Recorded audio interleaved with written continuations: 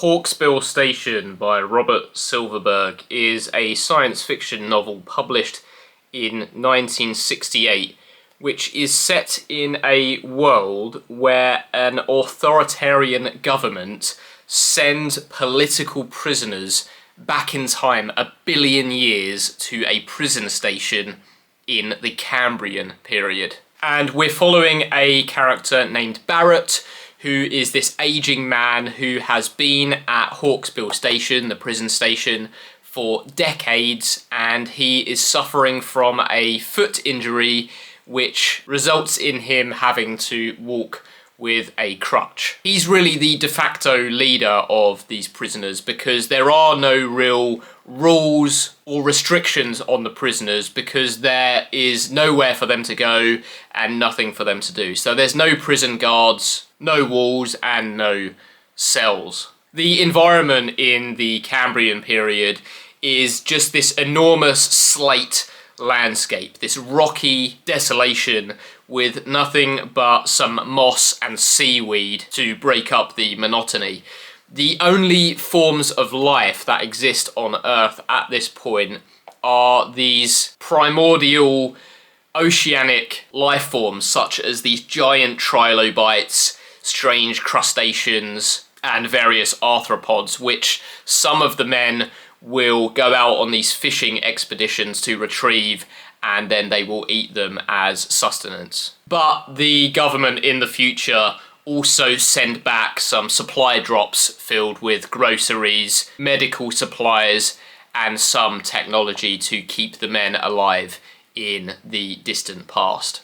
I think there are around 150 or so prisoners at Hawksbill Station who are really the most high-profile political opposition to the government in the future. And many of these men have completely lost their minds, partly because they were a little bit unstable to begin with, but also because there's absolutely nothing to do or see in the world at this time, resulting in total boredom and depression. So Barrett keeps himself sane by checking up on the other prisoners, assigning jobs to some of the other men, and arranging these expeditions to go out into this prehistoric world and retrieve some supply drops from the future which have been misplaced. I say men because there is a separate prison station for the female prisoners, which is located about 1 million years beyond Hawksbill Station, to ensure that there's no interaction between the men and the women, which could have a catastrophic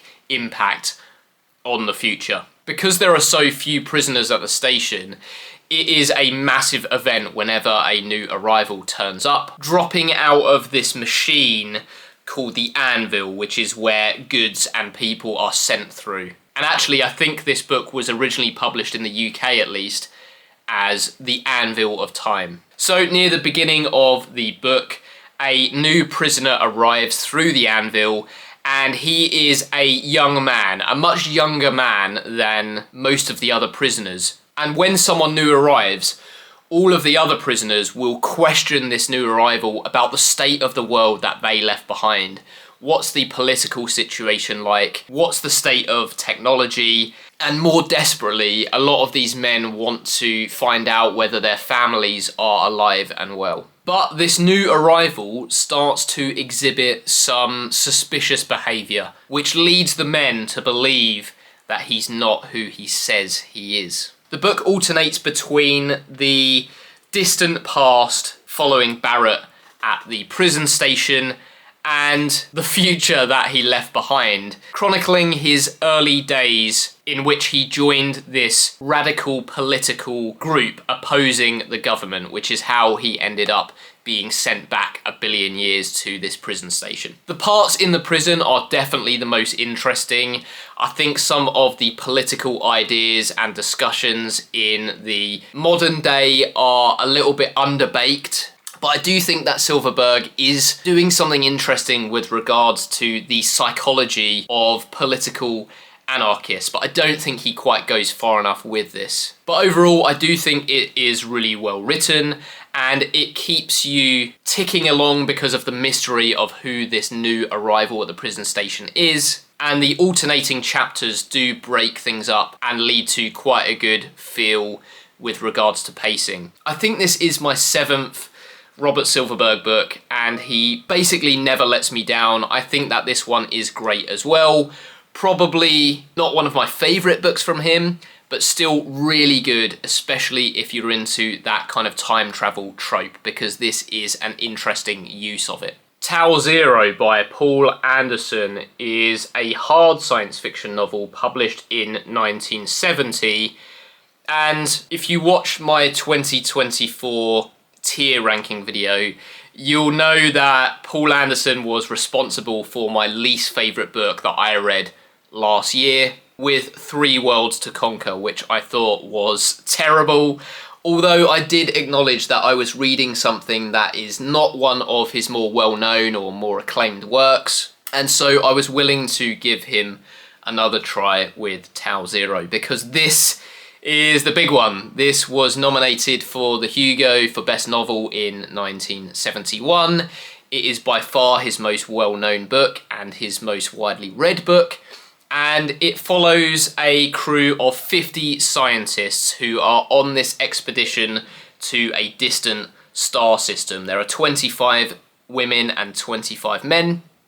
This ship is called the Leonora Christine, I think. And somewhere along the way, this ship hits a cloud of cosmic dust or debris, which damages the ship's acceleration module, meaning that the ship is now continually accelerating into the void, and as a result, travelling millions of years into the future. This event happens about 70 pages into this 200-page book.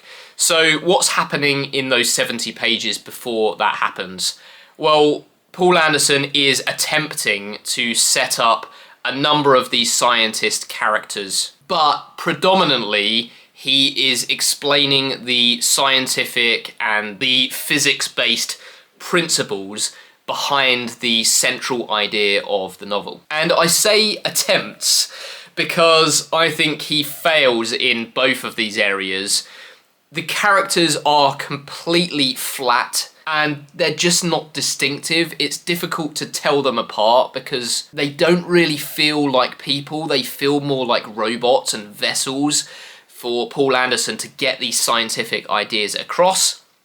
These scientific ideas are presented to you through heavy, dull, dry, boring exposition, which made this very short science fiction novel feel incredibly long. I think what he really should have focused on is the existential dread of being propelled into the void and journeying millions of years beyond human civilization, which he does touch on a little bit, but he just doesn't do it well enough. And there's just not really much of a plot to speak of either.